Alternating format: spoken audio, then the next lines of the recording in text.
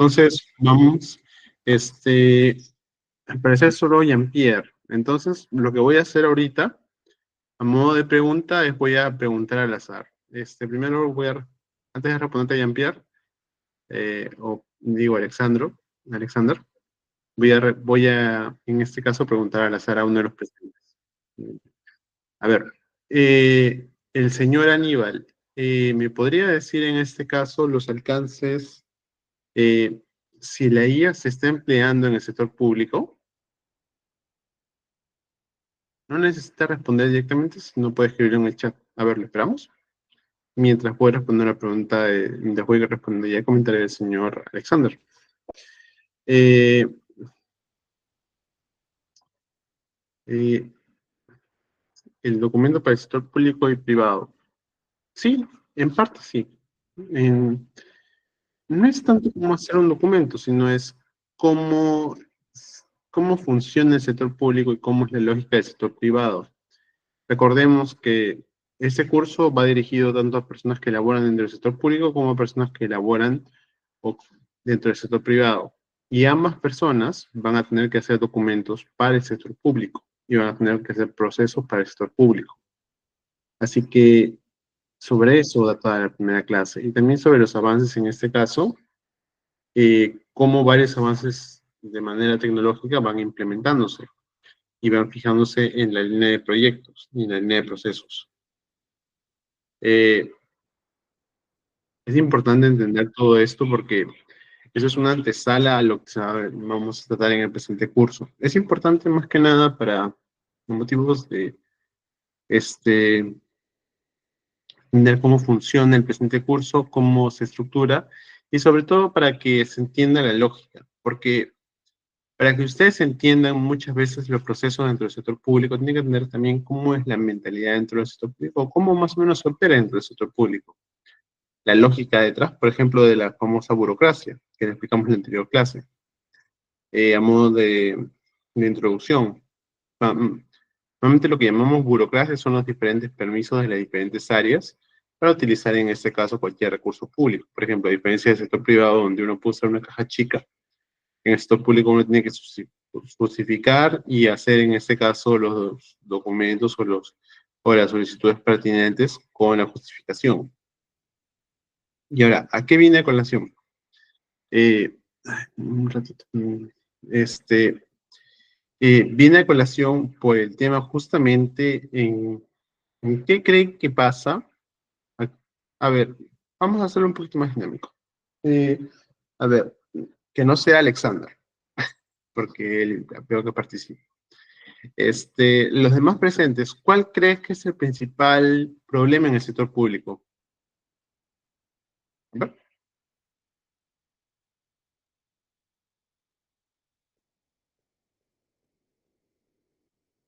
a ver, vamos. La burocracia. A ver, otro. Vamos. Hagan una taza de café y pongan, vamos, una más.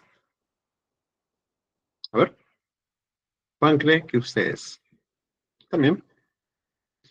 Ya. Veo que ambas están concatenadas. Y eso es bueno porque quiero entiendan también la lógica dentro del sector público. Miren, todos estos temas, formalismo y demora, corrupción, burocracia, son temas que si bien es cierto, por ejemplo, la encuesta, si no me equivoco, es la de Ipsos o la de el INEI considera, y también una encuesta que realiza la propia Contraloría, considera que que casi ya una gran percepción de la mayoría de los ciudadanos considera que las autoridades son corruptas o han incurrido en actos de corrupción. Y eso va muy ligado al tema de la burocracia a veces. Eh, Más o menos para que vean cómo funciona el sistema. Este, eh, si esto, la percepción ciudadana de la corrupción que asola nuestro país es muy alta, también tiene que ver muchas veces con el la nula comprensión que tenemos no la nula, sino la poca comprensión que se tiene del sector público. ¿A qué va esto?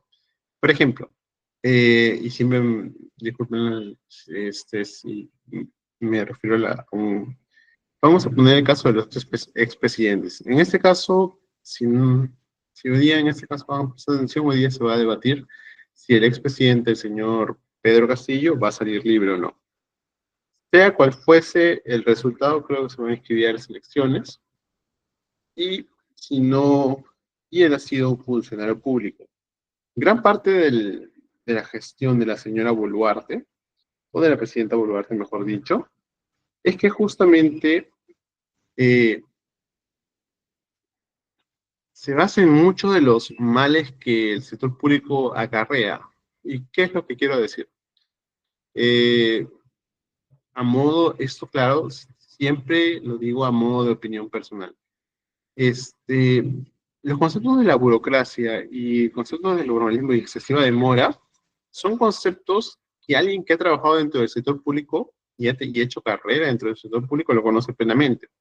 Los puede identificar y los puede de alguna manera atacar sin que de alguna manera se pierda la lógica, que es en ese caso, como es dinero público, hay que tenerle un poquito más de control, puesto que se puede malversar los fondos. Y al malversarse los fondos, a diferencia de una empresa que, por ejemplo, tiene un tope ahí, eh, una entidad del Estado, no sé, como maneja tanto presupuesto, no, quizás eso sea más difícil de detectar. Pero ¿qué pasa? Que al no conocer cómo funciona y el sistema estatal, ni la documentación pública, ni los procesos públicos, el próximo año posiblemente van a venir un montón de candidatos que les van a decir cualquier cosa, disculpando la expresión. Y uno de ellos me acuerdo que fue, y yo lo pongo a modo de ejemplo, porque me parece un buen ejemplo para empezar la presente clase. Este, eh, el señor, el expresidente Pedro Castillo, dentro de sus promesas de campaña, no me estoy refiriendo a la parte económica, hubo una propuesta que señalaba que iba a votar a los ciudadanos extranjeros en el segundo o primer día de su mandato. Alguien que conoce los procesos públicos sabe que eso es un imposible jurídico, pero la gente, claro, que no conoce los procesos, así tengan las mejores de las intenciones, pueden ustedes ver cómo Estados Unidos, pese a que tiene el poder militar, pese a que tiene la hegemonía a nivel mundial, no ha podido realizar la expulsión de ciudadanos. Tiene que hacer un proceso. ¿Por qué? Porque una expulsión requiere un proceso. Así lo aceleres, requieres también de que justamente sea el Estado que te apruebe que entres en su territorio. Nadie puede ingresar a un territorio sin la aprobación de un Estado. Por lo tanto, no podrían ingresar esas personas sin la aprobación, en este caso, sí, del presidente de Venezuela. Así es la realidad. Pero claro, eso suena bien para un determinado sector de personas que querían una solución fácil a un problema complejo que es como el problema de la migración y la alta tasa de delincuencia. Y el binomio que está asociado de la migración y la delincuencia, que lamentablemente muchas veces acarrea una mala percepción de los ciudadanos extranjeros. Pero ¿a qué vengo? Que el desconocimiento de los procesos públicos puede pasar que políticos se aprovechen de ese desconocimiento para hacer campaña electoral y obtener votos fácilmente. Otro ejemplo fue el del el señor Ricardo Belmont, que también se postuló también con un eslogan muy parecido de los ciudadanos extranjeros. Eh, de acuerdo conforme con la ley orgánica de municipalidades, una municipalidad no tiene esa facultad. Pero mucha gente votó por él y llegó a tener un gran número de porcentaje que votaron por él justamente por eso. Y ahora, ¿a qué viene el otro tema de los formalismos y la demora? ¿Por qué hay demora y por qué hay formalismos? La demora viene por justamente la excesiva carga laboral. ¿Y por qué hay excesiva carga laboral? Se preguntarán ustedes. Eh, en el sector público, una de las cosas que mayormente faltan no es tanto el tema presupuestario, sino es el tema de los recursos humanos. ¿Qué quiero decir? Y lo ponía de ejemplo en la anterior clase. Eh, en el sector público, eh, cuando uno requiere personal, tiene que hacer un requerimiento y tiene que hacer una convocatoria. Eh, lo que genera que justamente se haga una demora para tener personal netamente en planilla. Ahora, y ahí viene el pero que en este caso lo vamos a tratar, pero damos la introducción. ¿Qué pasa si es muy urgente? Imaginemos que el área no puede dejar de funcionar, por ejemplo, el área de tesorería. Han renunciado 5 o 6 personas o por motivos también de cambio político, las han sacado, o cambio de ministro o cambio de autoridad, han sacado. Y el área de la noche a la mañana se ha quedado sin personal. Tienen que tener personal porque tienen que procesar los pagos y no tienen el tiempo determinado para hacer una convocatoria pública. Entonces, ¿cuál es la opción que te da? En el tema que vamos a ver el día de hoy está también está, aparte de la ley 2744, que es la ley que regula el procedimiento administrativo, y el tubo de texto único ordenado, también está en la ley de contrataciones públicas. ¿Qué significa esto? Cuando un área, en ese caso, a modo de, para que sepan también, cuando no pasa en estos casos que son casos excepcionales, se puede requerir en este caso mediante un proceso más laxo y más rápido. ¿Cuál es? Nuevamente el proceso mediante el cual una persona solicita locadores de los famosos locadores de servicios, que vendría a ser como un remedio o un paliativo a esta situación.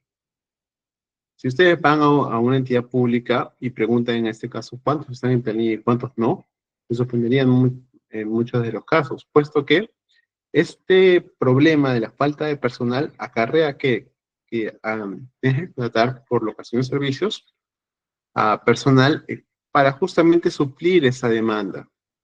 ¿Qué es lo que pasa?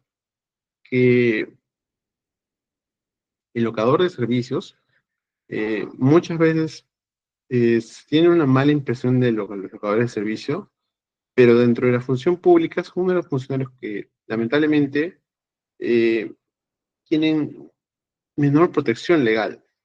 Y en la praxis pasa que muchos de los locadores realizan determinadas actividades, inclusive realizan casi igual o más actividades que los propios contratados dentro de la praxis. Pero, claro, no en todos los casos y siempre con las excepciones del caso. Pero es un proceso que lamentablemente pasa y luego pasan. No, les pongo casos que pasan en la vida real. Supongamos que contrato a una locadora de servicio para justamente la de tesorería. La locadora luego se enferma. Eh, Posteriormente se va a todo y luego me dice que está embarazada. El contrato era por 3, 4, 5 meses. Termino el contrato y le digo, ¿sabes qué? No te voy a contratar. Ya no te voy a renovar, no voy a hacer la orden de servicio. La señora, o señorita, demanda y dice desnaturalización de contrato y demanda laboral. Esa entidad, por la carga laboral de los jueces laborales, va a perder el juicio. ¿Qué va a pasar? Que por no tener una adecuada gestión de personal, vas a tener que incorporar a ese personal. Y es más, probablemente el juez, si tienen esos criterios, se manejan dentro de los poderes judiciales en el principio pro trabajador, que netamente es al final un poco debatible, pero bueno, le va a poner esa persona. Pero ¿qué pasaría? Si ustedes están dentro de la entidad y no tienen dentro de su cuadro de organización y funciones la función que iba a desempeñar esa persona porque era algo temporal, ya se han quedado con ese problema y tienen que ponerle en un puesto. Y es más, tienen que pintarle las facilidades del caso, en conformidad con la ley, en este caso, de teletrabajo, que obliga, en este caso, cuando son madres de recién nacidos, a que les brinden teletrabajo. Y ven cómo el no gestionar adecuadamente los procesos puede ocasionar problemas en la entidad. Yo les pongo otro ejemplo. Yo quiero pedir una licencia pública o estoy construyendo, en este caso, quiero hacer un establecimiento eh, y, dentro de mi establecimiento solicito los permisos adecuados de licencia de construcción, licencia de educación, licencia de funcionamiento. ¿Qué pasaría? No sé cuántos de ustedes han escuchado la historia o la noticia de Granja Azul. Levanten la mano.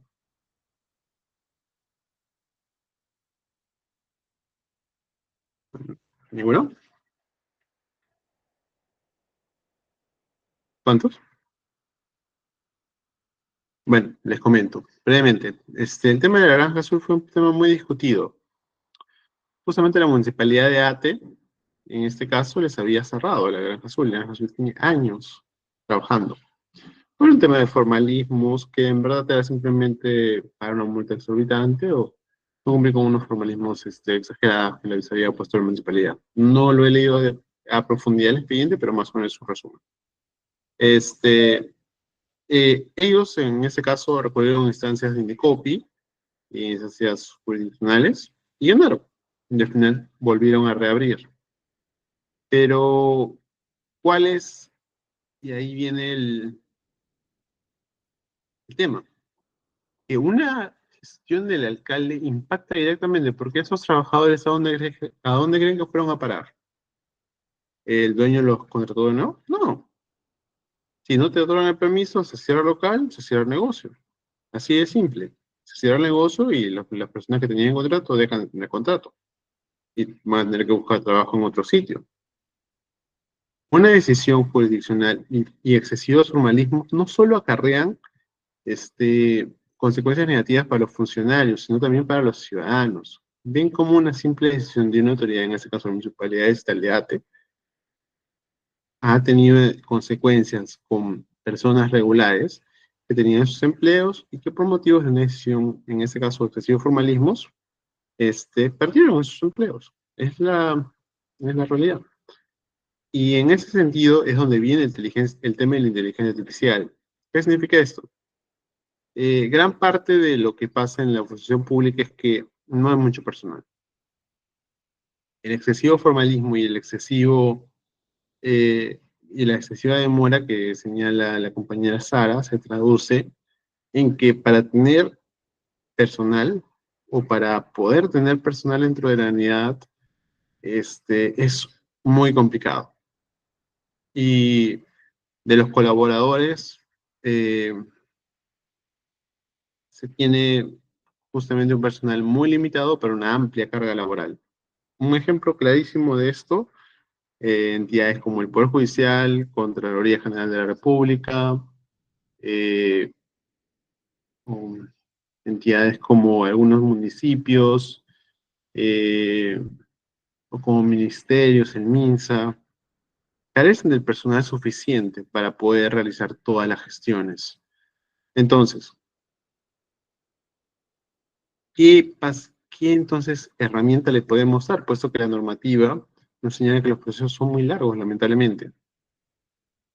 Una alternativa es la automatización de los procesos. ¿Y cómo automatizamos esos procesos? A través de la inteligencia artificial, que nos puede brindar una ayuda y una posible mejora de solución a un problema tan grande como es que las entidades públicas no posean el personal o no posean el personal capacitado para hacer todos los procesos que tienen que hacer. Eh, y ahí terminaré esta reflexión con el último de eso. La clave para la administración pública y para la adecuada gestión de documentación pública es la constante capacitación. ¿Qué significa eso? Que el personal que trabaja en la gestión pública es un personal que nunca va a dejar de aprender, siempre va a tener que capacitarse, porque siempre van a salir nuevas normas, porque siempre van a salir nuevas cosas por las cuales el personal tendrá que aprender, tendrá que estudiar y tendrá que adaptarse. Un ejemplo claro de estos es la huelga magisterial.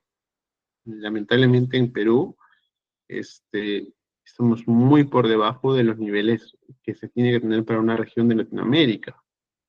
Eh, Solo, vale, si quieren comparar la diferencia, cómo es la educación, cuál es la gravedad de la situación con nuestro mayor capital, que son el capital humano, comparen la educación que hay acá con la educación que hay en China. Es abismal. Y no lo digo en el enfoque en la calidad, sino lo digo en el enfoque en lo que le enseñan y en lo práctico que al final se vuelve. Por ejemplo, y ahí termino esto, este, un profesor acá en una institución, una EP, regularmente una institución pública, un colegio público, regularmente les puede hacer, entre hacer pancartas y hacer una actividad X. Eso en la práctica, al niño que le están enseñando eso, no le va a servir en la nueva era. Porque ahora con inteligencia artificial el niño lo puede hacer desde su celular. Entonces, lo que ahora la nueva era exige son diferentes y por lo tanto tienen que hacerse de manera diferente. No solo es simplemente llenar la currícula, sino es innovar en la currícula, ver qué le va a servir realmente. Y así como esos servidores que no se capacitan, hay dentro de la función pública. Y justamente ahí viene otro tema, que quizás no venga el caso, pero les dejo ahí. La función jurisdiccional. Hoy en día nos quejamos mucho de la impunidad, de la corrupción. Gran parte de eso es que nuestro sistema judicial, lamentablemente, no es un sistema judicial que muchas veces falta mejorar y ocasiona dentro de sus falencias grandes perjuicios. ¿Qué les quiero decir? Si tienes un poder judicial, al menos en materia laboral, y eso les pongo dentro de experiencia a nivel estatal, hay casos particulares, vuelvo a decir, en mi opinión personal, no es siempre cada caso es diferente, pero en mi opinión personal, el beneficio pro trabajador al final, al Estado hace que lamentablemente tenga que tratar de contratar personal sea muchas veces un riesgo y no puede hacer, por ejemplo, los cambios que se tienen que hacer. Eh, Les pongo otro ejemplo. ¿Ustedes creen sinceramente que un colegio que ve que que un profesor no quiere capacitarse, pese a que tiene 20 años de instrucción, no quiere y lo va a votar simplemente? No, porque ese profesor probablemente está afiliado al SUTEP y ese profesor probablemente les entable una demanda y ese profesor probablemente gane la demanda y ese profesor probablemente se reincorpore y la entidad tenga a través del ministerio que pagarle y es por eso que no lo toca en muchos casos. Eh, y esa es es una de los problemas que adolece también el sistema judicial. No solo es que la falta de contratación y la falta de leyes, sino también la falta de movilización que tienes dentro de la entidad pública. Puede ser que puedes tener personal perfectamente capacitado y perfectamente listo para entrar, pero lamentablemente no puedes votar a determinados personales.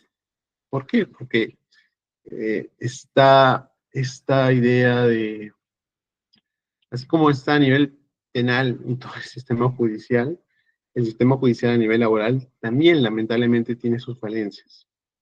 Y en una de esas falencias, uno de los efectos secundarios es que tengas ese tipo de profesionales que sigan dentro de las entidades públicas. Y es algo que se tiene que cambiar y siempre, y bueno, están ustedes acá estudiando para ser mejores profesionales, quizás servidores públicos y quizás cambiar esa situación. Bueno, con esto, como preludio, vamos a empezar la clase por un rato. Un ratito, por favor. Voy a compartir. Ya. Entonces, ya. Bueno, ¿me confirmas si se puede ver, por favor? Levanten la mano los que pueden ver la presentación, por favor. Ya, perfecto. Entonces vamos a ver en sí los documentos en la gestión pública. Los documentos que vamos a ver son los documentos de las peticiones. Este, eh, este,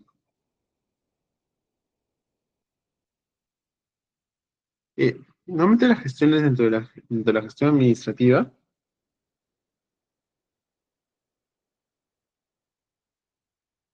eh, hay algunos casos en que las peticiones son solicitudes o cartas o formatos ya preestablecidos, por ejemplo, las solicitudes de transparencia y acceso a la información pública.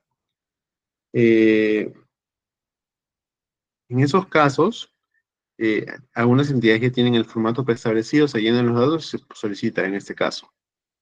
Los ciudadanos, los estudiantes y los funcionarios públicos, en este caso, pueden realizarlo. En sí, La limitante esto es el conocimiento que uno pueda tener. Como les dije, los procesos públicos están orientados a ser cada vez más digitales, más sencillos y más fáciles para el ciudadano. Lo que pasa es que a veces el excesivo carga del formalismo hace que para mayor facilidad o celeridad, por ejemplo, se encargue de diferentes profesionales. Por ejemplo, si va a hacer un trámite más a nivel legal para obtención de permisos, por ejemplo, permisos de pesca, o permisos en ese caso que tengan que ver con distintas operaciones. Todos esos permisos probablemente mejor sería verlos con un abogado, alguien que sepa del caso. Pero en cambio, si por ejemplo vas a tener una licencia de edificación, una declaratoria de fábrica, numeración municipal, mejor sería verlo con un ingeniero o un arquitecto. Es cierto, las peticiones son simples, dependiendo del proceso y la complejidad del proceso, siempre el ciudadano debería elegir a quién le correspondería mejor realizar ese proceso, puesto que el know-how, las formas de realizar ese proceso pueden ser más complicadas para un ciudadano que no conoce la normativa específica. Recuerden, todo se basa en la ley 2744, que a su vez, por primacía en ese caso legal, es, la base de todas las normas es la Constitución. Pero para los procesos administrativos es la ley 2744 y sucesivamente el tubo de la ley 2744, el texto único ordenado. Pero cada entidad tiene su propia normativa mediante el cual regula los procesos. ¿Qué pasa? Que cuando la entidad no lo regula expresamente, se aplica supletoriamente la ley 2744. En pocas palabras, si la entidad no tiene un procedimiento establecido, nos basamos en el proceso de la ley 2744. ¿Ya? Sé que es un poco enrevesado, pero espero que me entiendan ya. Más adelante ya la van a entender la idea. El derecho de petición y en este caso de la ley número 244. Los documentos de petición administrativa son instrumentos clave para el ciudadano y las entidades, en este caso para que se ejerzan a través del derecho de petición ante la administración pública, mediante el cual el ciudadano requiere de algo, ya sea un servicio, un documento, una opinión técnica, un pronunciamiento, X situaciones. Por ejemplo, un derecho, en este caso que peticiona un administrado, puede ser, por ejemplo, cuando se quiere el famoso, en este caso, matrimonio. Normalmente para casarte uno tiene que pagar una tasa, puedes dar una fecha, y si está en esa fecha, te casas en la vía civil en la municipalidad. Ese es un procedimiento que el ciudadano hace una petición a la entidad pública. La entidad pública, si cumple con todos los requisitos legales, va y, en este caso, te programa. Y eso tiene un impacto directamente significativo en la vida de los ciudadanos. Como les estaba comentando, la gente piensa comúnmente que el Estado no tiene mucho que ver en nuestras vidas. Hay una visión libertaria, por así decirlo, de cómo funciona, o cómo debería funcionar el Estado. La verdad es que elegir un gobierno y elegir quién promulga tus leyes es importante al final de cuentas.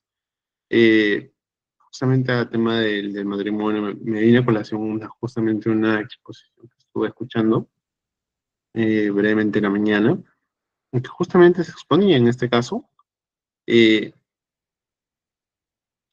que es justamente el ciudadano le entrega al Estado el poder para justamente decidir sobre cuestiones importantes en su vida. Tan importante es como una decisión como es el matrimonio. Está regulada por el Estado. Y ojo que no solo está regulada por el Estado, sino que el Estado te pone las penas y te pone los requisitos, por el cual te va a decir, puedes o no puedes realizar este acto que va a impactar de una manera muy significativa en tu vida. Por ejemplo, y les pongo de nuevo este ejemplo, porque me parece muy interesante el tema, en que mucha gente piensa que no deberíamos involucrar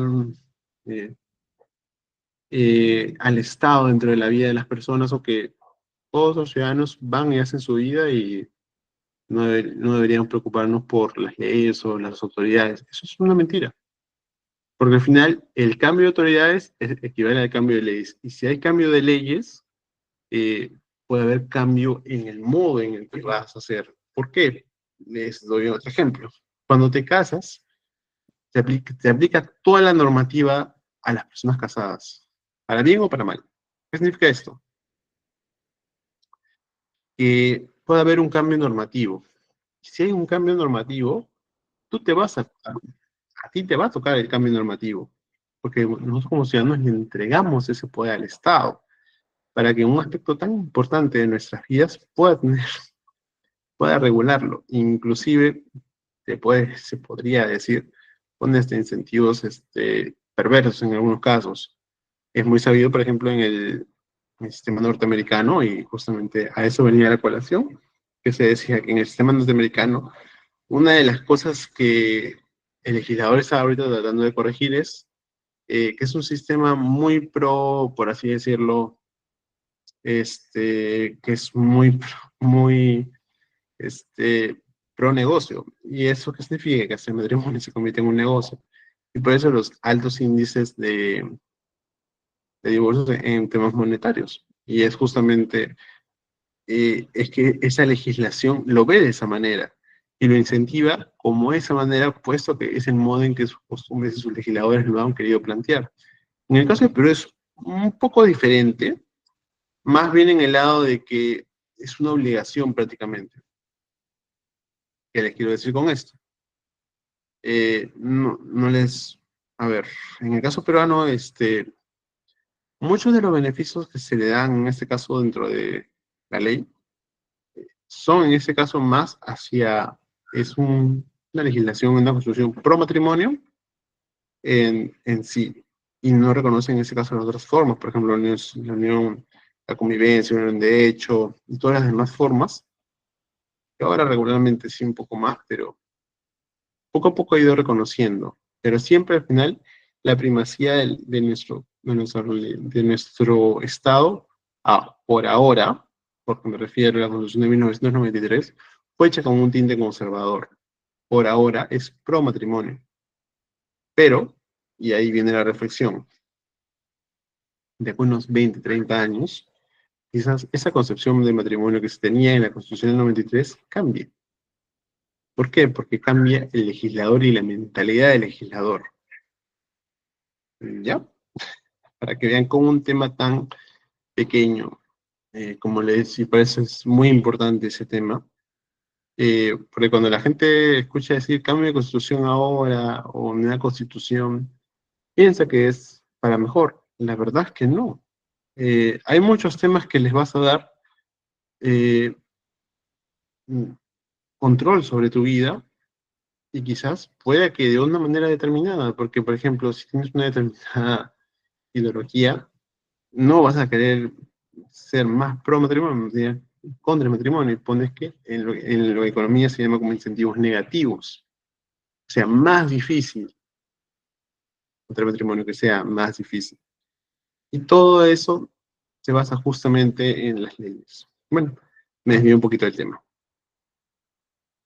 Pero en sí entonces, la ley 2544, la ley de procedimiento administrativo general, conocida como la ley PAG, establece los requisitos y procedimientos para la tramitación de las peticiones. En este caso, hay un fundamento constitucional, que es el artículo 2, inciso 20 de la Constitución del 93. Y está regulada, todos los procesos están regulados en la ley PAG.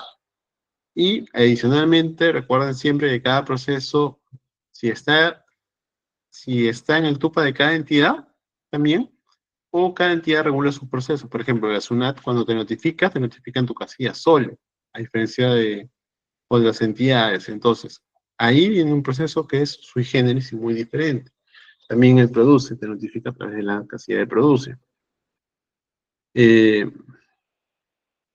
La Contraloría también te notifica a través de la casilla de Contraloría, y así sucesivamente. A ver, hasta acá. ¿Hasta aquí tienen alguna, a ver, una duda este,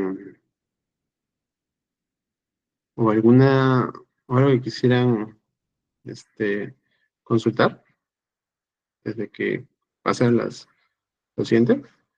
¿No? ¿Ninguna? Ya, listo. Pasamos. Entonces, el derecho de petición está regulado en este caso de que todo administrado tiene de por sí un derecho a presentar solicitudes sin restricción alguna, siempre que cumpla con requisitos mínimos en conformidad con los artículos 104 hasta el 113 de Procedimiento Administrativo General. La autoridad está obligada a recibirlas, tramitarlas y responderlas en los plazos establecidos. Y en otro tema, está obligada, sí es cierto, pero en la práctica, cuando le pones plazos tan restrictivos a la autoridad y tienes tan poco personal, la respuesta quizás no es la respuesta mejor o más acorde a ley. No es lo mismo que tengas 20 personas trabajando en 20 expedientes que tengas una persona trabajando en 20 expedientes y con plazos. Ahí vienen justamente los temas que se tienen que tratar.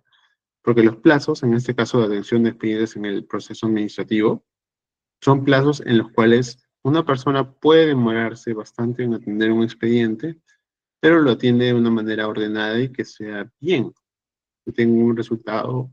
De acuerdo, por ejemplo, estoy solicitando un cambio de titularidad de una licencia de funcionamiento. Tengo los requisitos, pero un funcionario que simplemente es, y no es que sea mal funcionario, sino que tiene excesiva carga de trabajo, quizás no lo va a poder procesar tan a detalle como quisiera. Es por eso que los plazos, muy, sí, está obligado la autoridad a responder dentro de los plazos legales, sí, pero no necesariamente que te responda dentro de los plazos significa que te va a responder con una decisión correctamente motivada. ¿Qué quiero decir? Conforme les he estado eh, señalando. Nuevamente, para tener una decisión motivada, uno tiene que tener un tiempo determinado para poder pensar, aplicarlo.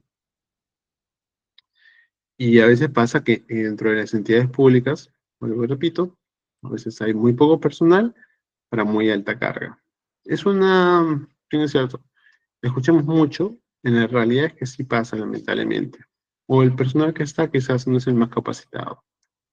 Eh, entonces, como les he, en este caso, no siempre responder dentro de los plazos significa responder dentro de la manera más clara posible. ¿Ya? Es por eso de que el ciudadano tiene que tener a veces un doble rol en estos casos.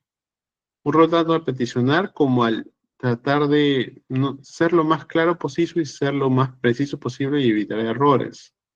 ¿Qué pasa? Imaginemos que estamos en una licitación pública y por A o por B, por hacerlo y cumplir dentro del plazo, me olvidé adjuntar algo o no puse el nombre adecuadamente. Por esos requisitos, yo ya estoy fuera de la convocatoria pública, porque no cumplí con las bases, algo así. Entonces, el ciudadano, la deficiencia que causa esto es que justamente el ciudadano tenga que tener ese doble rol, que sea el rol de que sea mucho más diligente al momento de realizar sus peticiones al Estado. ¿Ya? Entonces,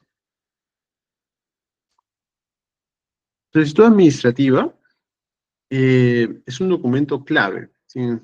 ¿Por qué? Porque nos permite realizar actos administrativos, generar efectos jurídicos sobre las personas o sobre la entidad genere efectos jurídicos dentro del marco de la acción legal. Es un documento, es el que siempre los ciudadanos peticionan. Puedes peticionar diferentes cosas, de acuerdo al proceso que quieras seguir. Recordemos que cada proceso es diferente, pero al final la finalidad es una, la cual es satisfacer el interés de un ciudadano, el cual es el accionista. Al final, todos los ciudadanos somos los accionistas del Estado. Y satisface el interés de un ciudadano, satisface el interés del Estado. Un poquito dicotómico, pero entonces, es el documento más común y directo de petición, permite a los ciudadanos requerir servicios específicos de la administración. Puede ser una solicitud, por ejemplo de solicitud administrativa, eh, solicitudes para matrimonio, transparencia, licencia de funcionamiento, licencia de edificación, y diversos procesos. Entonces, ¿qué es lo que debería requerir? En primer lugar, requerir la identificación del administrado. Identificarse de una manera clara y concisa. Eso que se quiere decir, dejar tu correo, dejar tu nombre, dejar tu dirección, sobre todo tu correo, porque ahora con los nuevos cambios de la LEPAJ, se implementó la notificación electrónica, por lo cual si uno apenas de su correo, la administración te puede notificar a tu correo y tú solo das recibo conforme y ya estás notificado. Un pedido concreto, como les estaba diciendo anteriormente, el rol que tiene la ciudadanía al realizar una solicitud administrativa es un rol que se trata de facilitarle en gran parte de la medida al funcionario público un poco la carga. Significa que tiene que pedir algo concreto y no explayarse. Porque cuanto más te explayes dentro de una solicitud administrativa, el funcionario menos tiempo le va a dedicar a tu expediente. En cambio, si eres concreto y vas simplemente al punto y lo más sencillo posible, el funcionario lo más probablemente es que lo puede entender más rápido y te da una mayor tramitación a tu expediente. En lugar de la notificación, la dirección en este caso, que ahora en conformidad con los nuevos cambios puede ser electrónica, correo en este caso. En algunos casos pasa, por ejemplo, que se está empleando la notificación de WhatsApp. No es, no es lo ideal, eh, es a opinión personal, puesto que, por ejemplo, en casos de violencia familiar que se usa, en este caso el protocolo, y en caso de fiscalía, también se usa el protocolo. En estos casos, y lamentablemente por el contexto que estamos muy expuestos regularmente a que a una persona le roben el celular. Es una realidad, lamentablemente. ¿Y qué pasa en esos casos? Que te notifican por celular. Y si te notificaron por celular y la persona que te robó el celular ve ese mensaje y aparece el doble check para la autoridad, ya está correctamente notificado, a modo de opinión personal.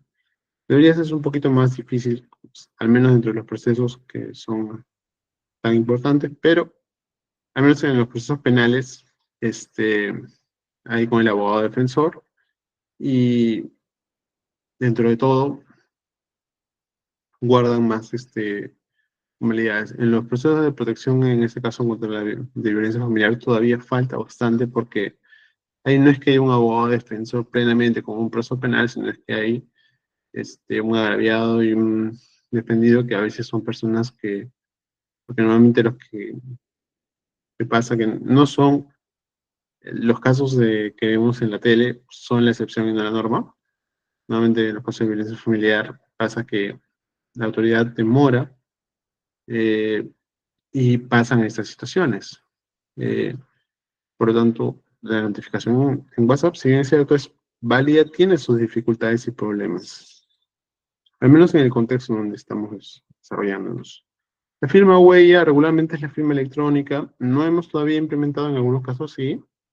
Por ejemplo, hay una ley de firma digital, porque podemos hacer la firma escaneada. Rara vez, en algunos casos sí, se nos pide la firma, que tengamos el refirma y poder firmar, de manera digital. Y la autoridad destinataria es la entidad a quien se dirige. ¿A quién te vas a dirigir? Regularmente cuando no se sabe o se piensa que se sabe, ponemos a la entidad y al área de la unidad orgánica. Por ejemplo, yo quiero saber información, yo quiero una licencia municipal, para licencia de funcionamiento municipal, para poder, en ese caso, realizar mi actividad de comercio de restaurante. Entonces me voy al área de administración o al área correspondiente, en este caso, dentro de la unidad orgánica de la municipalidad y lo solicito. Recuerden que siempre están los organigramas dentro de las municipalidades para que ustedes puedan determinar el área que corresponde. O también se pueden emplear los canales de comunicación que tienen todas las municipalidades y entidades para establecer en este caso a qué unidad corresponden, sin perjuicio de, si es un procedimiento muy complejo, siempre es mejor buscar la asesoría de un profesional. Vamos a la aplicación de práctica de solicitud. Bueno, en este caso, vamos a ver mediante ejemplos cómo se aplican de manera práctica las solicitudes. Por ejemplo, las licencias, autorizaciones, registros o permisos. Vamos de nuevo al ejemplo del local. Un ratito, disculpen.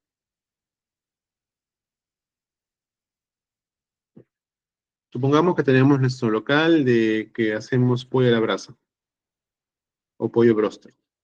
Ya hemos empezado con nuestro carrito y ahora queremos poner un negocio. Alquilemos un local, todo, nos han alquilado a un buen precio y vamos a hacer pollo broster y vamos a vender. ¿Qué necesito? Necesitas la autorización de la municipalidad. Entonces, voy a la municipalidad, solicito mi licencia, en este caso de funcionamiento. ¿Qué te va a pedir el municipio? Te va a decir, de acuerdo a nuestro TUPA, tienes que tener estos determinados requisitos para que tú puedas, en este caso, solicitar. En este caso, regularmente con sus negocios, la copia de contrato de arrendamiento o documento de la propiedad y justamente ya la copia de la persona que lo solicita, sea persona natural o jurídica. Recuerden, persona jurídica es una empresa y está a través de su representante legal con vigencia de poder. O en este caso, con firma legalizada. Y, por ejemplo, autorizaciones. ¿Cuándo me correspondería un proceso de autorización? Supongamos que soy una persona que me gusta realizar, en este caso, actividades de grafitis, pero grafitis, esos grafitis que son más en tono cultural. Quiero una autorización para poder pintar dentro o afuera de mi casa un grafiti que no me lo borra muy pared. O entre donde está mi casa y que son y los terrenos colindantes. Me han dado permiso a los vecinos, pero tienen que estar en la autorización municipal. Voy a la municipalidad y les solicito, en este caso, los registros. En este tema les voy a poner ahora algo novedoso que ha salido justamente antes de la clase hasta ahora. ¿Cuántos de ustedes saben sobre el registro de mascotas municipal? Levanten la mano. ¿Nadie? ¿Nadie ha oído alguna vez del registro municipal? Bueno, les comento brevemente. Las municipalidades ahora están implementando, y eso en conformidad con los censos a nivel nacional, que por primera vez en la historia del censo, se va a preguntar a cada hogar cuántas mascotas tienen. Todo esto proviene de una política que se está planeando y que poco a poco ha sido germinando dentro del Estado, la cual es una política, en este caso, que se reconoce a un animal o una mascota propiamente dicha como un miembro de la familia. En este caso, no un miembro netamente en el sentido más estricto, sino como una parte integral del desarrollo de la familia y de la persona. Por lo tanto, muchas, en este caso municipalidades, ofrecen a sus vecinos el registro de sus mascotas. ¿Por qué? Porque al registrarse sus mascotas van a recibir los beneficios que el distrito les ofrece a esas mascotas, entre los cuales puede incluir la veterinaria municipal, las campañas de esterilización, entre otros, para lo cual ellos deben registrar a las mascotas. ¿Eso qué hace? Cumple dos fines. El primer fin es el fin de la tenencia responsable de mascotas. El segundo fin es justamente incentiva, en este caso, da un valor agregado a los vecinos que tienen, en este caso, mascotas y que quieren tener una tenencia responsable de mascotas. En sí hay todo un tema y hay un montón de investigaciones y tesis sobre el respecto, pero en sí es hacia donde se está apuntando muchas veces dentro de la gestión municipal, que reconoce en este caso a las mascotas como parte integrante dentro del núcleo familiar, sobre todo en esos tiempos en donde lamentablemente por temas coyunturales, temas de elección, cada día el nivel de vida es mucho más caro. Hay un estudio realizado hace poco en el cual cada vez son menos gente son las que tiene propiedades que antes, y más gente se está quedando a vivir en las casas de sus papás. Eso no obedece a una situación que es una situación de que la gente no quiere trabajar, sino al contrario, el costo de vida se ha disparado.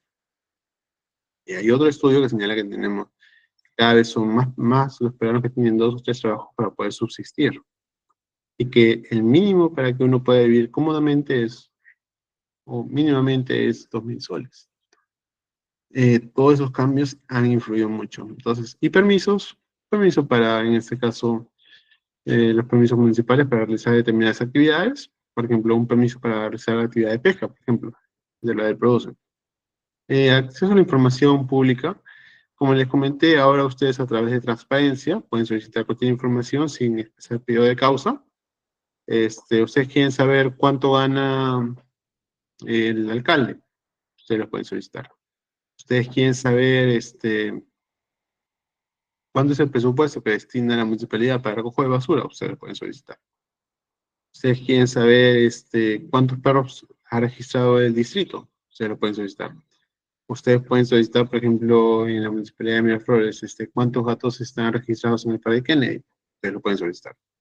Ahora, si la entidad cuenta o no con esos registros, les va a decir, pero les va a contestar. Tienen la obligación de contestarle en 10 días hábiles. ¿Ya? Pero es una herramienta muy importante que la pueden usar dentro de su día a día. Recuerden, siempre en transparencia ustedes pueden ver cómo se han originado los trámites. Esto más que nada les pongo como para, especialmente a las personas que trabajan dentro del sector privado.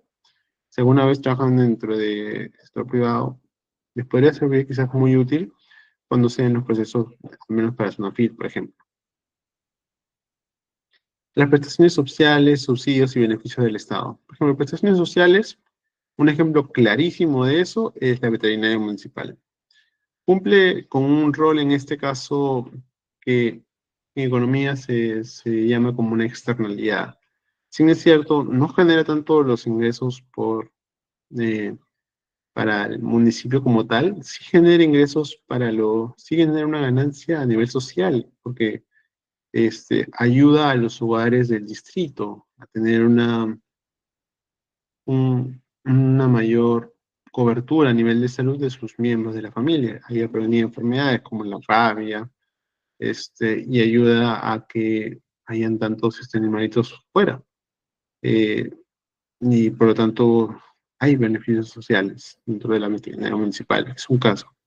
Los subsidios, por ejemplo, el clarísimo subsidio que te pueden dar dentro del Estado son los subsidios, por ejemplo, de la vivienda. En el Fondo Mi Vivienda, no sé cuántos han escuchado hablar del Fondo Mi Vivienda. Levante la mano. ¿Cuántos han escuchado hablar del Fondo Mi Vivienda? A ver. ¿De techo propio? ¿Nadie? Sí, veo que sí, algunos. Ya. El Fondo Mi Vivienda es un subsidio que te da el Estado para que construyas tu casa siempre y cuando tengas tu título de propiedad. Eso califica como subsidio y eso es un procedimiento administrativo de petición. Ahora, reclamos por deficiencias en servicios. Normalmente, y eso viene muy de la mano, los servicios que da el Estado normalmente siempre son, en comparación a los privados, siempre son muy deficientes. Les pongo un ejemplo acá. Soy un padre de familia y lamentablemente no tengo muchos ingresos. Este, y mi hijo tiene que estar en colegio estatal. Mi hijo no está dentro de los colegios bicentenarios, que son colegios de alto rendimiento, sea un colegio estatal regular. Veo que el profesor le para dejando tarea que no tiene nada que le va a ayudar en el futuro. Por ejemplo, le está dejando que haga pancartas. Tiene que hacerlas a mano de la, no sé, pues de una historia X. Yo como padre me quejo. Me quejo y digo que el profesor no está enseñando algo que es útil a largo plazo y que está haciendo perder tanto el tiempo de mi hijo como el mío porque yo tengo que ir a hacer la tarea. Ese proceso en reclamo de deficiencia de los servicios es un proceso que se ve más que nada con el último punto. Recuerden, por ejemplo, los servicios que viene el Estado muchas veces, o por ejemplo, eso se da también en casi el 30 o 40% de los casos, en los casos en el sector salud, con su salud, por ejemplo. Normalmente el servicio que viene del Estado en el sector salud es muy deficiente, más que nada por los temas de atenciones y todo lo demás. Es más, uno de los servicios que más falta por mejorar. Pero tenemos nuestro derecho a presentar nuestro reclamo en las sedes que corresponden. Regularmente los reclamos que mejor les dan vía o cabida siempre son los reclamos frente a Indecopi y ahora, en este caso, en su salud. ¿Ya? Entonces vamos. La carta administrativa y la flexibilidad de la comunicación. Levanten la mano, ¿cuántos de ustedes han hecho una carta anteriormente? A ver, levanten la mano. Ya veo que sí. Bueno, la carta administrativa se presenta como un documento de petición con un formato más flexible y menos reglamentado que la solicitud. puesto que la solicitud en este caso tiene un formato preestablecido, la carta uno lo puede ajustar. Le puede poner inclusive papel membretado si es una empresa. Por ejemplo, mi carta solicitando una reunión con tal autoridad. Y ya. Este, Recuerden, presentar los pedidos o consultas no requiere un procedimiento complejo.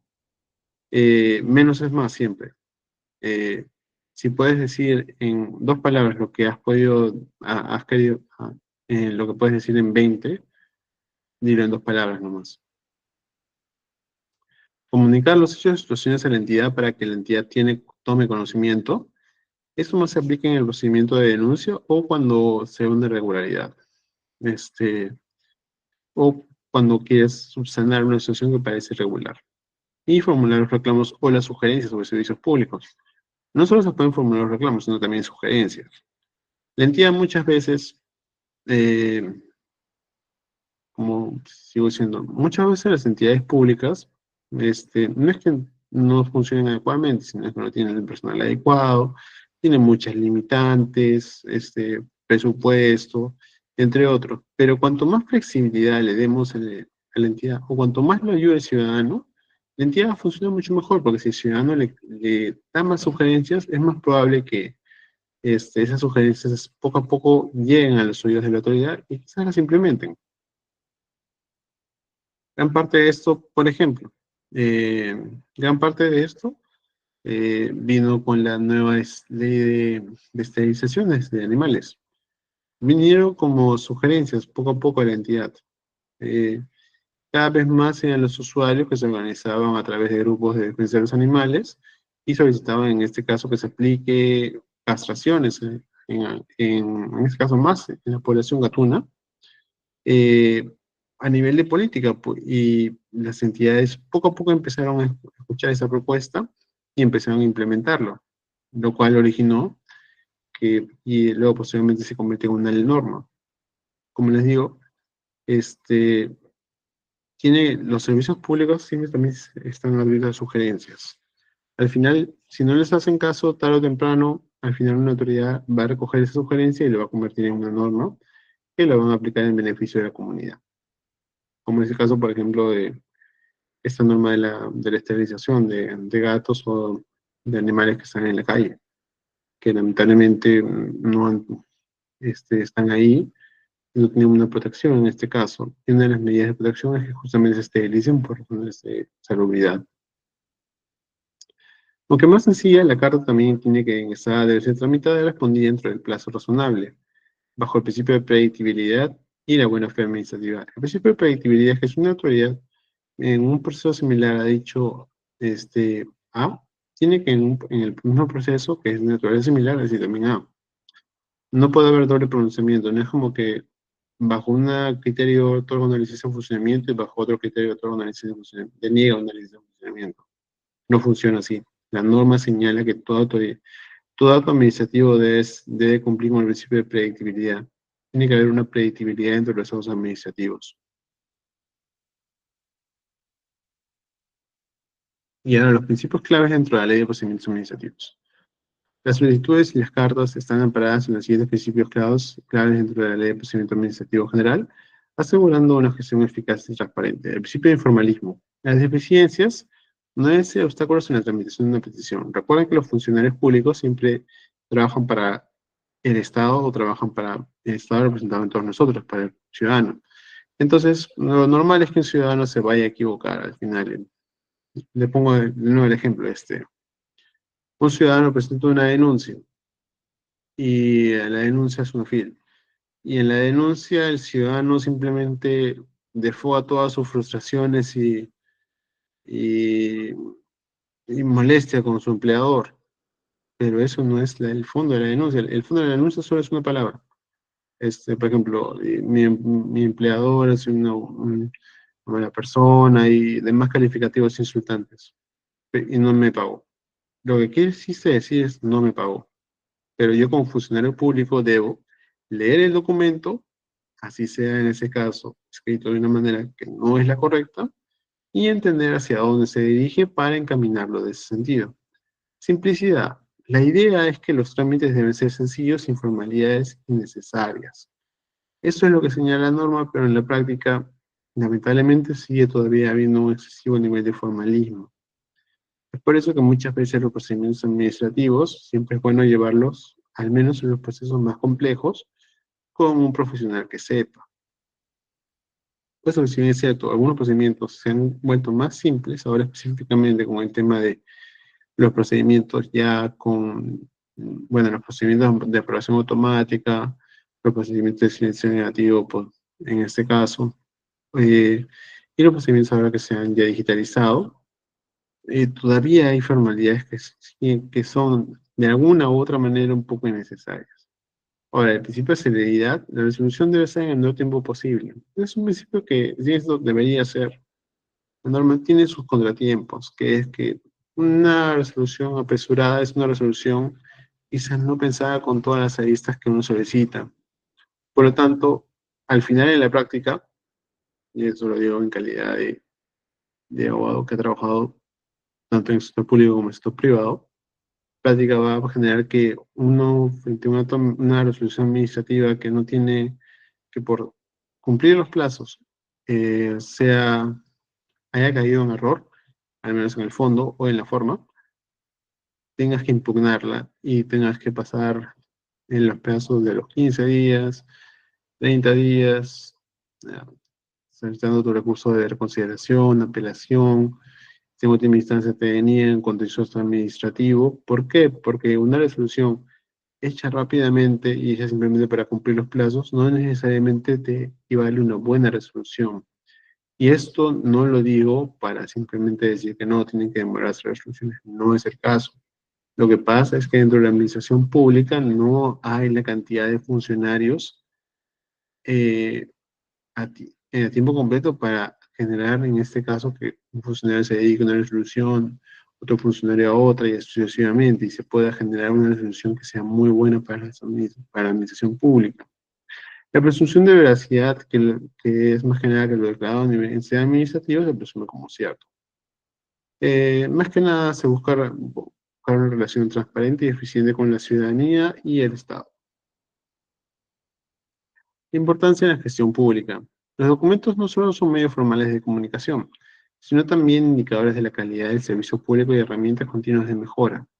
¿Qué quiere decir? Por ejemplo, ustedes pueden ver que los documentos se les dan a su correo electrónico y tienen un código QR. Cada documento que firma una entidad, por ejemplo, y de ahí viene, eh, bo- eh, por así decirlo, ahí vienen ya los diferentes indicadores, pero gran parte de los documentos que se firman en las entidades públicas tienen esta justamente connotación. Cada entidad tiene un prestigio o quiere tener un nivel de eficacia en sus documentos. Van ustedes a ver los documentos que emite la Contraloría General de la República o los documentos que emite el BCR, en comparación con los documentos que emite, por ejemplo, un gobierno regional. Hay una gran cantidad de diferencia. En solo la redacción y los errores ortográficos que posiblemente puedan haber. Pero hay una gran cantidad de diferencias, puesto que los estándares son inclusive más altos. Es muy curioso el tema, puesto que dentro de los documentos de la administración pública, uno de los documentos que se supondría tendría que tener mayor pulcritud o mayor, por así decirlo, cubierta serían los documentos emitidos por el Congreso de la República. En la práctica, lamentablemente, los documentos del Congreso de la República no tienen ese mismo nivel de rigurosidad de otras entidades, pese a que es una de las instituciones más importantes del Estado con los funcionarios mejores pagados. Pero bueno, eso a modo de reflexión para, bueno, no siempre los eslogans como no más ricos no más pobres en un país rico, lamentablemente te garantizan una buena autoridad.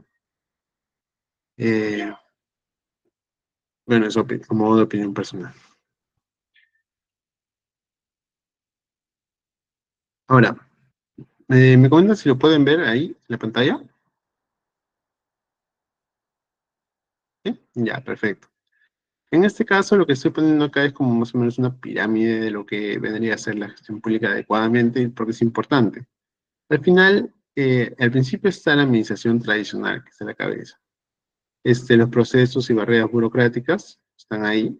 la modernización, que es la digitalización inicial, que pasa en este caso el proceso de mejora, el gobierno digital, que son los servicios ya y todo, los servicios ya digitales y automatizados, que promueven asimismo la transparencia activa, acción pública y rendición de cuentas. Es más, ahora ustedes pueden ir, quieren al final de la clase, hay un portal de datos abiertos, mediante el cual ustedes pueden ver los documentos justamente y pueden saber, por ejemplo, datos estadísticos de, por ejemplo, cuánto se invirtió en tal presupuesto o cuánto nivel fue de ejecución. Pueden verlo en la plataforma de datos abiertos del Estado, en los cuales el Estado publica los datos abiertos a nivel estadístico de los presupuestos y de la organización. Es muy interesante y les recomiendo que lo vean. Y es una eficiencia sostenible, puesto que un Estado digital y un Estado que próximamente se va de un amplio formalismo a una administración que sea más de gobierno digital, que es la tendencia, va encaminada hacia cumplir sus fines institucionales mucho más rápido y con mejores resultados posibles. Ejemplos prácticos son antiguamente las cartas que se hacían. Antiguamente uno tenía que hacer su solicitud y mandarse con un lenguaje en el cual al final resultaba que no era necesario. Con dos o tres palabras, pues la administración pública este, ha creado algunos formatos en los cuales se puede rellenar y tiene la atención al público. Antiguamente, ahora ya se ha cambiado eso por un robot, más bien dicho sea de paso, que algunos tienen chatbots, o canales de atención de ayuda, en los cuales, o videotutoriales, depende de cuál sea la fuente, en los cuales te ayudan a emitir tu solicitud adecuadamente. Lo que antiguamente era un proceso para emisión de una carta, en cierto, dentro del ejemplo, ustedes pueden ver a la persona que está ahí escribiendo y antiguamente era el código postal, ahora ya normalmente es con firma digital y en correo electrónico lo puedes emitir. También es mucho más sencillo, te dan tu documento y te lo devuelven dentro del plazo estimado. Es más, todavía con los códigos de inteligencia artificial, ahora puedes poner tu DNI y automáticamente jalan los datos. Todos los sistemas ahora están automatizando y eso hace que se genere, sea mucho más fácil las solicitudes y también las cartas también. Pese a la complejidad quizás, pero es hacia donde apunta. Y es más, ahora con las herramientas de la inteligencia artificial es mucho más sencillo realizar las cartas que antes. Antiguamente un proceso para realizar cartas o era bien de una persona que tenía mucho tiempo libre, por ejemplo, eran casi personas mayores que realizaban las cartas sobre solicitudes a las entidades públicas. Ahora, en cambio, puede ser mucho más sencillo, puesto que la inteligencia artificial ayuda bastante dentro del tema de la elaboración de las cartas. Disculpen. Así que siempre úsenla como opción. Ahora, vamos a ver en este caso, disculpen, cómo al final se traduce todo esto. En una garantía una garantía en los derechos y una eficacia estatal. ¿Por qué una garantía en los derechos en primer lugar? Porque las solicitudes y las cartas son fundamentales en la gestión pública porque están tanto amparadas en el derecho constitucional como en la ley general de proceso administrativo. Lo que pasa es que, en conformidad, como ya les había explicado en la primera clase, el Estado está para todos nosotros y todos nosotros somos los accionistas del Estado. Por lo tanto, los funcionarios públicos deben trabajar para nosotros y las utilidades, en este caso vendría a ser un símil a lo que son eh, los beneficios que se van a obtener para la ciudadanía, el progreso. En sí, un proceso adecuado, una gestión adecuada de la documentación y los procesos administrativos, tanto en la formulación de cartas como solicitudes, como formularios, hacen que los ciudadanos puedan acceder mejor a los servicios públicos. Ahora llenando simplemente un formato preestablecido y poner los datos es mucho más sencillo ahora. Y por lo tanto mayores ciudadanos pueden acceder a más. Por ejemplo, uno de los grandes requerimientos, eh, y esto va justo lo pueden ver claramente, por ejemplo, en una de las cosas que Es una excelente iniciativa a nivel Estado, pero a nivel comunicacional y a nivel amplitud de lo que se pretendía lograr, es una de las cosas donde se puede ver claramente cómo la gestión efectivamente en la simplificación administrativa impacta de una manera dramática. Todo lo que es el PRONAVEC y las becas que otorga el Estado eh, es un proceso en el cual muchos estudiantes pierden al final por justamente el excesivo formalismo y la falta de orientación clara dentro del presente proceso.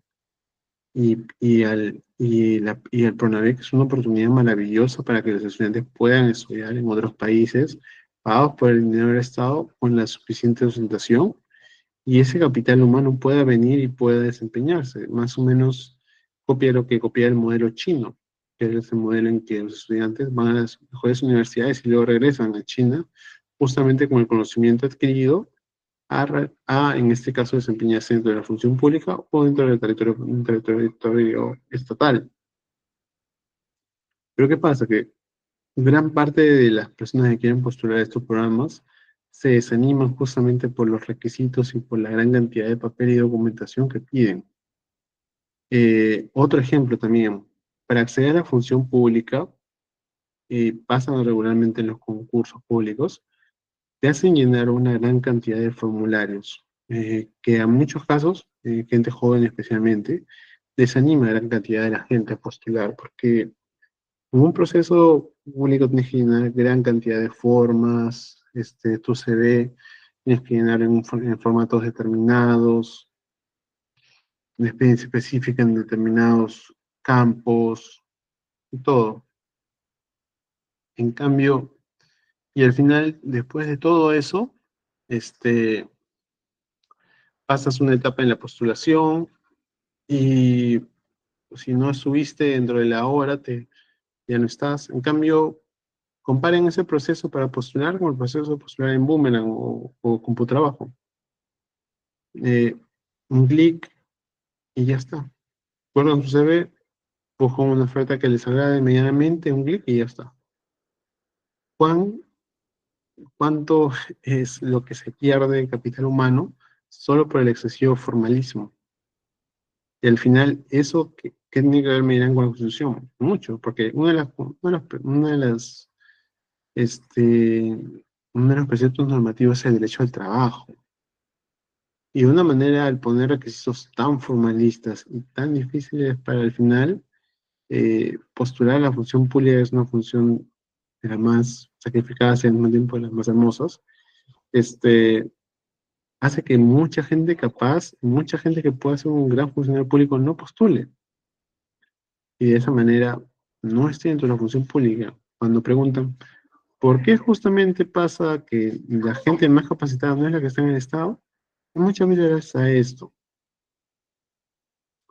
Desempeñarse dentro de la función pública es un trabajo muy sacrificado, pero también al mismo tiempo da grandes resultados a largo plazo. Pero bueno, eso es a modo de opinión personal. Y también las solicitudes de los ciudadanos impactan en la realidad. Les pongo otro ejemplo. Eh, por ejemplo, es una solicitud para tener una licencia de funcionamiento. Ustedes han invertido plata, han invertido dinero y quieren incursionar dentro del negocio de las exportaciones o quieren incursionar dentro del negocio que requieren los permisos de ley. Entonces van, incursionan,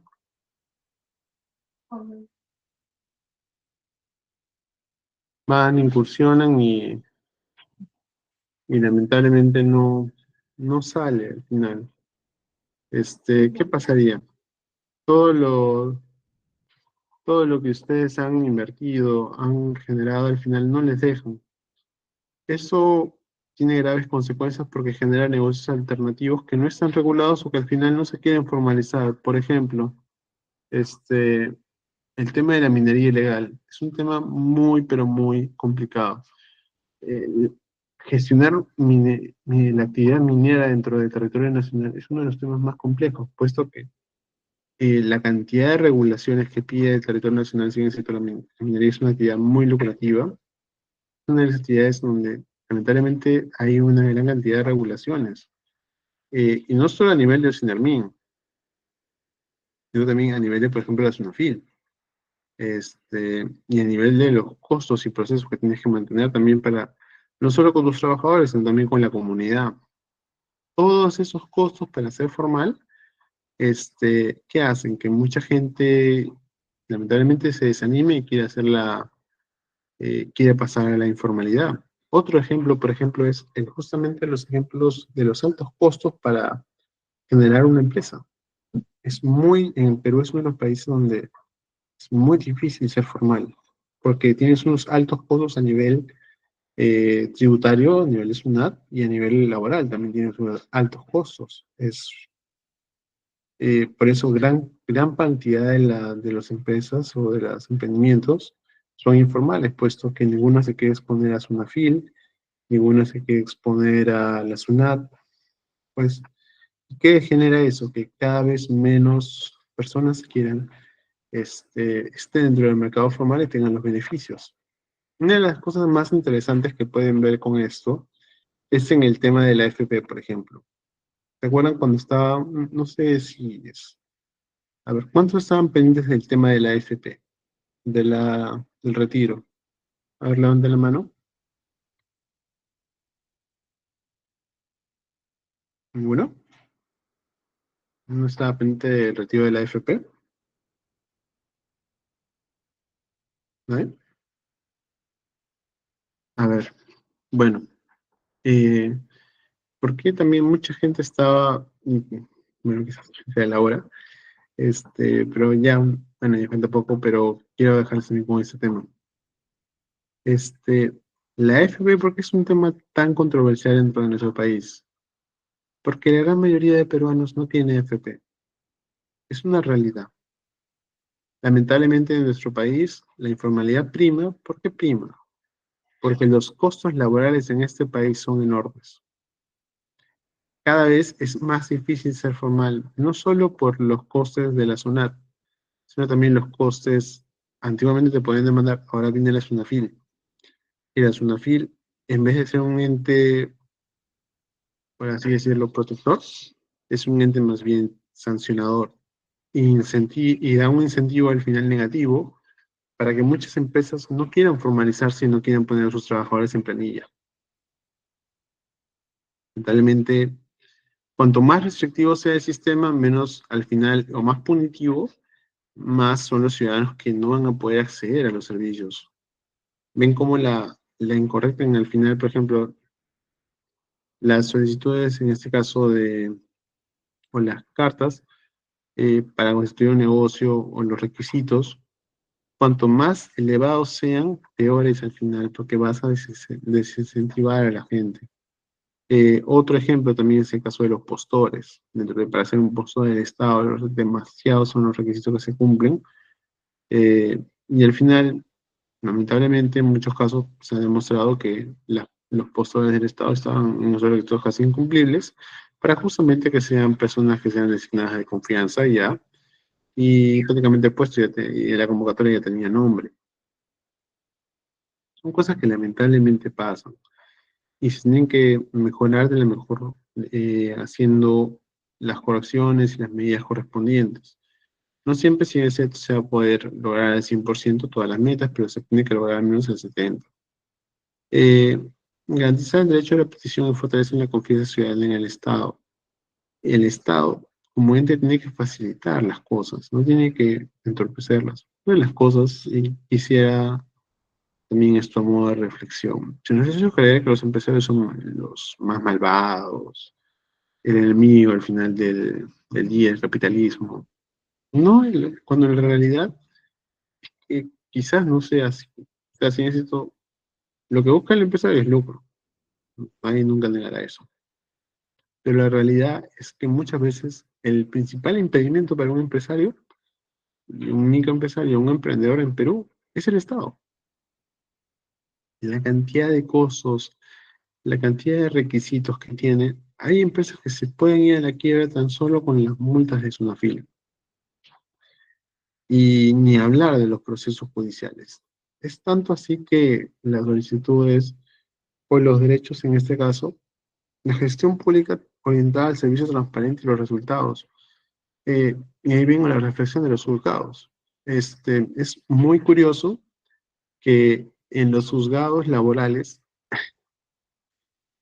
al final termine desincentivando y desarticulando casi prácticamente la contratación de nuevo personal, porque al tener un enfoque tan pro trabajador que hace en la región, incentive más a la informalidad laboral dentro del sector público. ¿Qué quiero decir? Por ejemplo, los famosos services, que son empresas tercerizadas que proveen servicios al personal. Eh, Los servicios de vigilancia, servicios para un servicio neto, que en teoría es un encubrimiento de una relación laboral que podrían tranquilamente ocupar, o que, por ejemplo, contratan personal para que venga un determinado servicio. Todo eso hace que menos personas puedan acceder a la función pública. Al final, una política, todo extremo es malo, pero al final, dentro de nuestra región, y al menos quiero que se queden con eso, una de las cosas que más es difícil y de comprender es cuando les van a decir, eh, tengan siempre cuidado, y a modo de reflexión quizás, siempre tengan cuidado de la gente que dice que es pro trabajador y es pueblo. Normalmente esas dos cuestiones no van de la mano. Uno no puede ser pro trabajador y ser pueblo, porque si es realmente pro trabajador, es menos una fila. ¿Por qué menos una fila?